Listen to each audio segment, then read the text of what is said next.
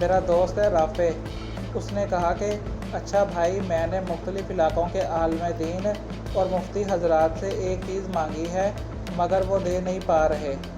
انہوں نے کہا کہ میں نے سب سے عرض کی ہے کہ مجھے اوریجنل حدیث کا مجموعہ دیکھنا ہے، پرنٹنگ پریس میں چھپا ہوا نہیں ہو۔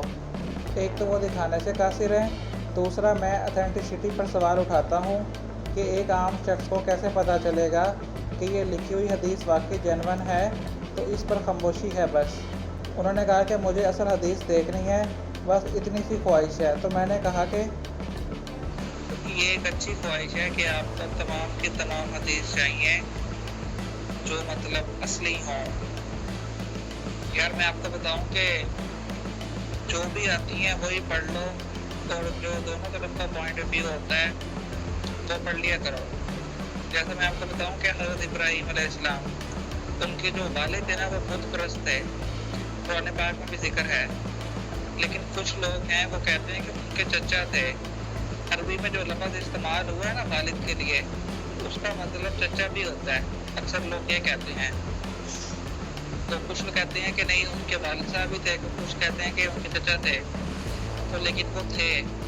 پھر جو کہتے ہیں چچا تھے، وہ یہ کہتے ہیں کہ ان کے عزیز و قارب جو ان کے قریب لوگوں میں سے تھے، تو وہ ان کی بات کرتے ہیں۔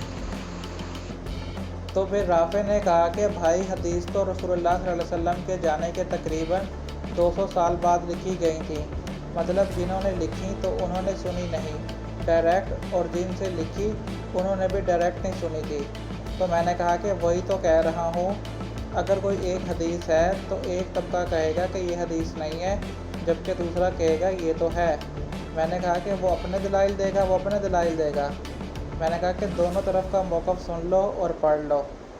میں نے پھر ان کی ایک مثال دی اور لکھا کہ گو جس کو ہم بڑی چھپکلی بھی کہتے ہیں، ایک طبقہ کہتا ہے کہ نہیں کھانی چاہیے۔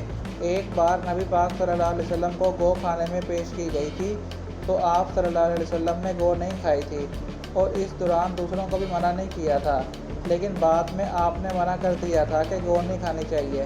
لیکن دوسرا فرقہ کہتا ہے کہ جب اس زمانے میں شکار کی کمی ہوتی تھی تو کچھ قبائل کے پاس کھانے کے لیے کچھ نہیں ہوتا تھا، تو اب نبی پاک صلی اللہ علیہ وسلم نے ان کو گو کا شکار کرنے کی پرمیشن دی تھی، تو گو کھانی چاہیے۔